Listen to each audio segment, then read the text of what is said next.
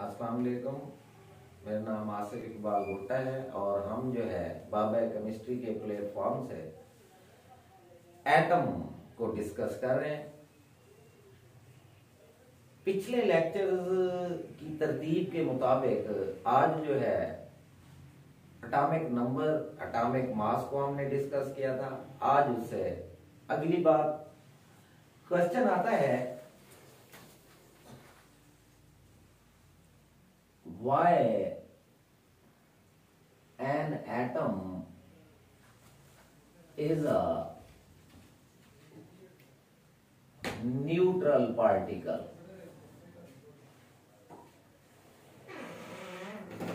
भी atom neutral जरा क्यों है, यानी दूसरे लफ्जों में एटम पर जहरी तौर पर कोई चार्ज क्यों नहीं होता।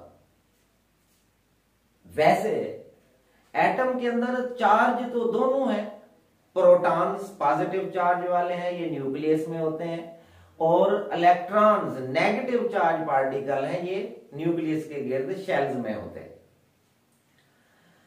अब अगर हम देखें अपनी जात को और तमाम यूनिवर्स को, तो हर चीज एटम से बनी हुई है।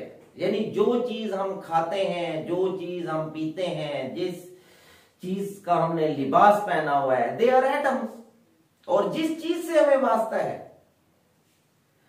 अब ये हमें पता है कि सेम चार्जेस रिपेल और प्रोपेल ईच अदर। एक जैसे चार्ज एक दूसरे को दफा करते हैं, यानी पॉजिटिव पॉजिटिव को रिपेल करता है, नेगेटिव नेगेटिव को रिपेल करता है, and opposite charges attacks each other. एक जैसे चार्ज एक दूसरे को कशिश करते हैं, यानी पॉजिटिव नेगेटिव को अटैक करता है, मिल जाते हैं। अब एटम पे है दोनों चार्ज, लेकिन अब फर्ज करो मैं हूं, अगर मुझ पे खुदा ना खास्ता कोई चार्ज होता, अब ये पॉइंटर है, इस पे फर्ज करो मुझ पे पॉजिटिव चार्ज है, इस पे भी पॉजिटिव चार्ज होता, तो जो ही ये मेरे नजदीक आता ये उड़ के दूर जा गिरता, क्योंकि हल्की चीज भारी से उड़ जाती है। अगर मुझ पे पॉजिटिव चार्ज है, दीवार पे पॉजिटिव चार्ज होता, तो मैं दीवार के करीब आता और ये मुझे उठा के दूर फेंकती। या मुझ पे पॉजिटिव चार्ज है, दीवार पे नेगेटिव चार्ज होता, तो इसके साथ ऐसे अटैच होते कि जिंदगी भर अलहदा ना हो सकते, क्योंकि अपोजिट चार्जेस कशिश करते हैं।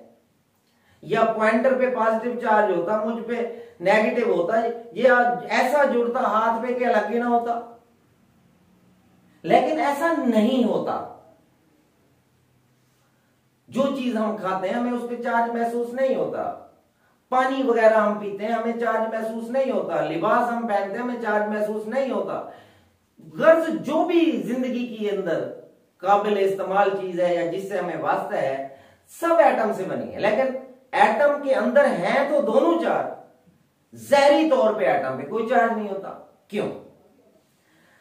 तो असल में why an atom is a neutral particle, इसका आंसर क्या है? The number of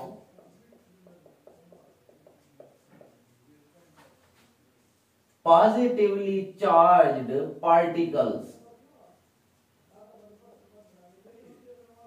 positively charge particles, ये हमें पता है कौन से होते हैं, protons,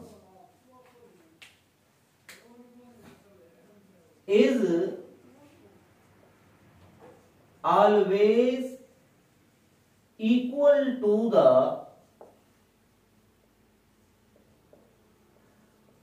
number of negatively charged particles। और नेगेटिवली चार्ज पार्टिकल्स जो है ये हमें पता है होते हैं electrons.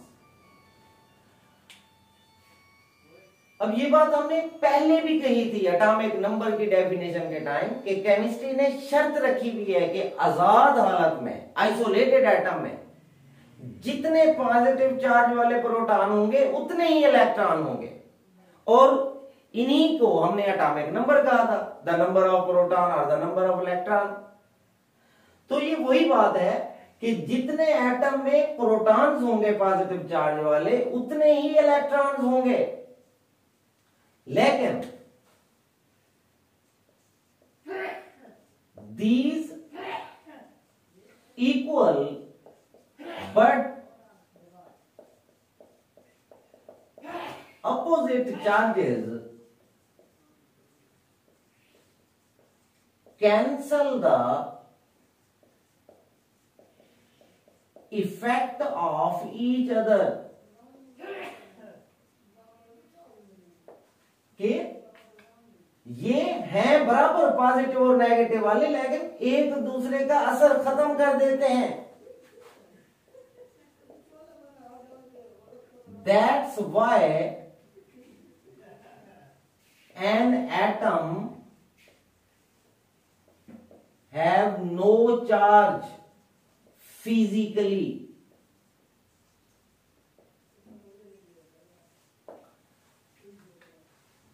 Why an atom is a neutral particle?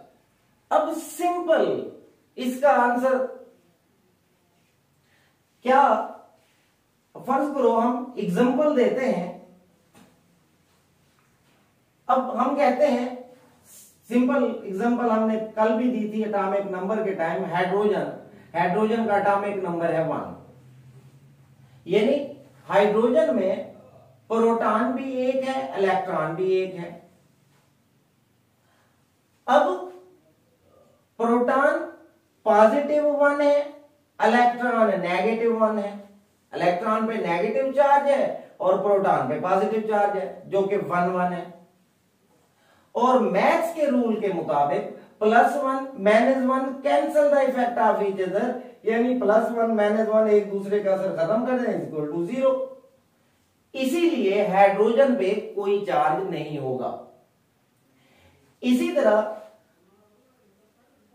Helium का एटॉमिक नंबर है 2। अब हीलियम में प्रोटॉन भी 2 है, इलेक्ट्रॉन भी 2 है। यानी पॉजिटिव चार्ज वाले भी 2 पार्टिकल हैं, नेगेटिव चार्ज वाले भी 2 पार्टिकल हैं। +2 -2 will cancel the effect of each other, result will be 0। Answer 0 होगा।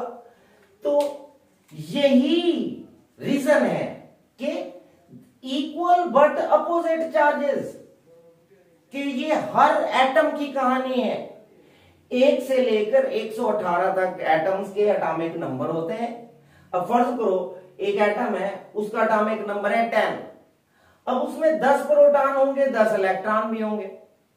अब +10 -10 will cancel the effect of each other, atom पे जहरी तौर पे चार्ज कोई नहीं होगा। इसी तरह एक एटम है, उसका एटॉमिक नंबर 60 है, 60। उसमें 60 ही पॉजिटिव चार्ज वाले प्रोटॉन होंगे, 60 इलेक्ट्रॉन होंगे। +60 -60 नो चार्ज। तो why an atom is a neutral particle, कि एक एटम पे जहरी तौर पे कोई चार्ज नहीं होता।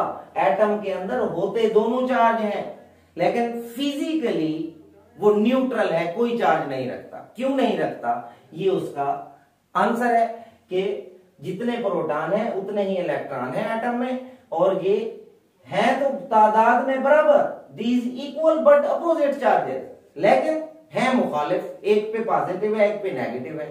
Will cancel the effect of each other, कि एक दूसरे को असर को खत्म कर देते हैं। एटम पे कोई चार्ज नहीं होता। आज की नेक्स्ट बात,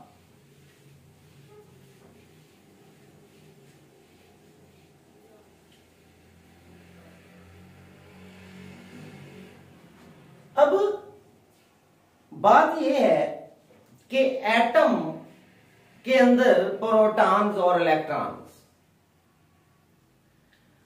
प्रोटॉन्स तो न्यूक्लियस के अंदर होते हैं,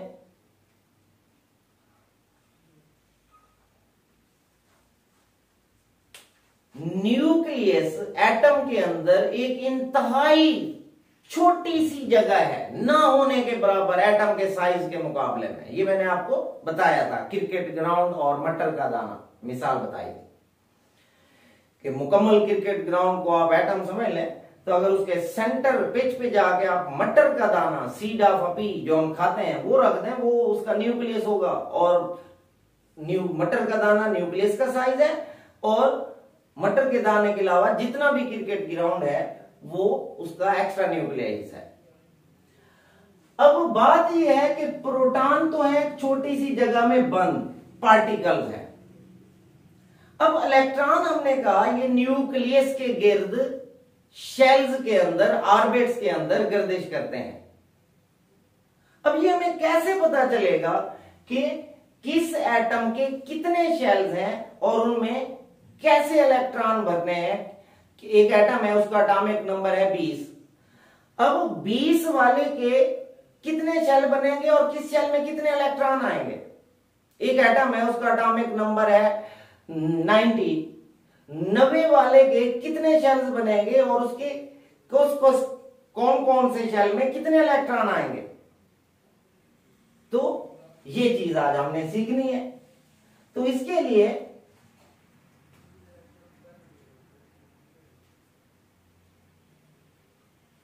electrons are filled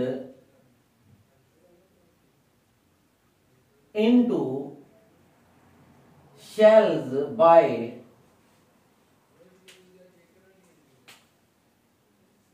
2n square या 2n2 फार्मूला कि इलेक्ट्रॉन्स को जो शेल में भरते हैं वो 2n स्क्वायर 2n2 कुलिये के तहत भरते हैं। अब वो कैसे भरते हैं? Here n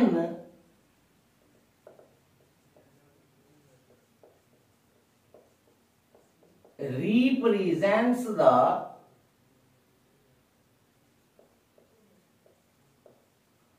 number of shell,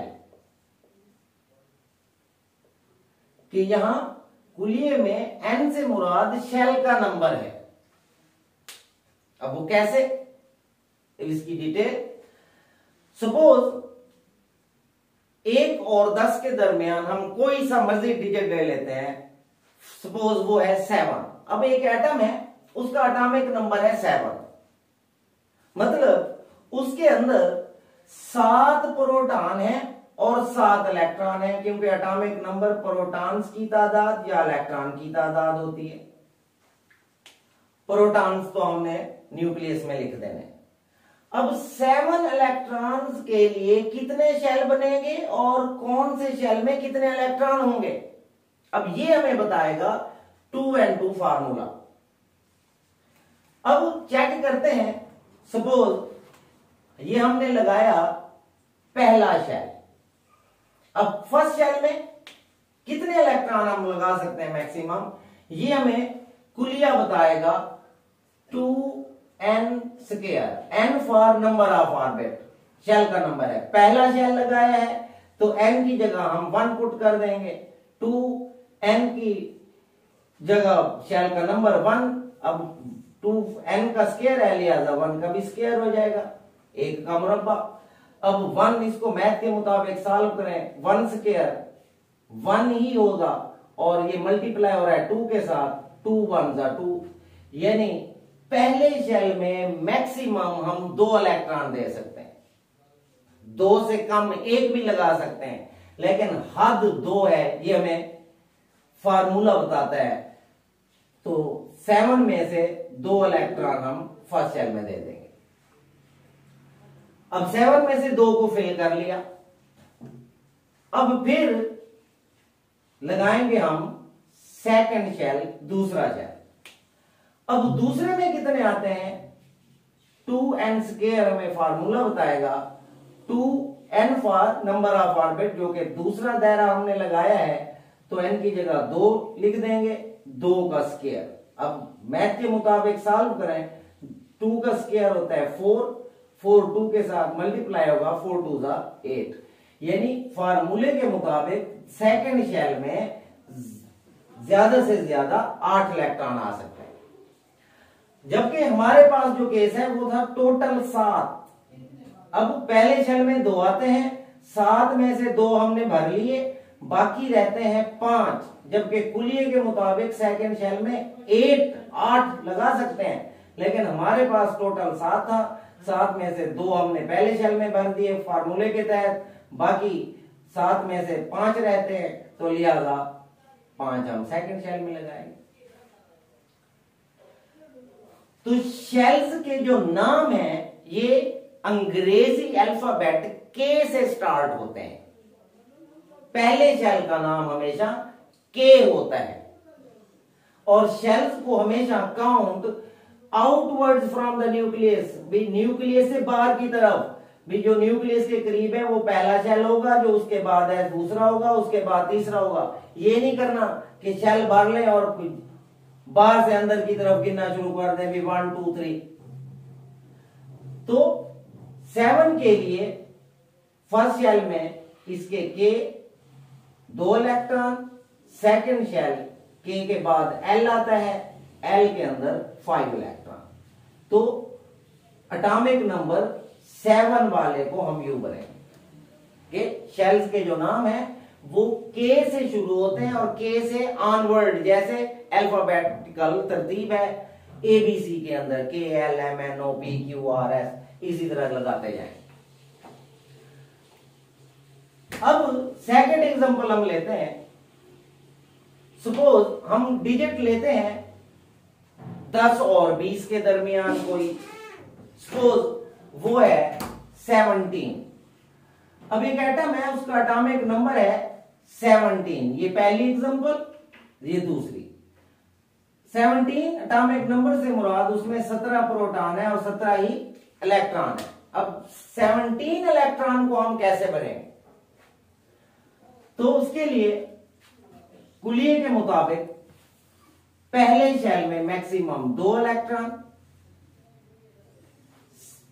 17 को हमने फिल करना है, पहले में 2। अब दूसरा शेल लगाएंगे, दूसरे में कुलिये के मुताबिक मैक्सिमम 8 इलेक्ट्रॉन आ सकते हैं, 8 लगा देंगे। जमा करें, 8 2 10। 17 हमने भरने थे, 10 हमने भर लिए, जो कि हमारी हद है। तो उसके बाद हम लगाएंगे तीसरा शेल। अब थर्ड शेल में कितने इलेक्ट्रॉन आएंगे ये हमें फार्मूला बताएगा, 2n²। 2n for number of orbit, जो कि हमने इस एग्जांपल में तीसरा लगाया है, तो n की जगह 3 लिख लें। 3 का स्क्वायर, इसको सॉल्व करें, 3 स्क्वायर 9, 9 2 से मल्टीप्लाई होगा, 9 2 18। तो थर्ड शेल में फार्मूला कहता है 18 इलेक्ट्रॉन आ सकते हैं, लेकिन हमारे पास जो एग्जांपल है वो टोटल 17 की है। तो 17 में से 10 हमने पहले भरे हुए फार्मूले के तहत, बाकी रहते हैं 7। तो 7 जो है हम इसमें लगा देंगे। तो इसके लिए फर्स्ट शेल में k is equal to 2, l is equal to 8 और m is equal to 7 electron. और इसी बात को ही हम कंटिन्यू नेक्स्ट लेक्चर में करेंगे। देखते रहिएगा बाबा केमिस्ट्री। Thanks for watching.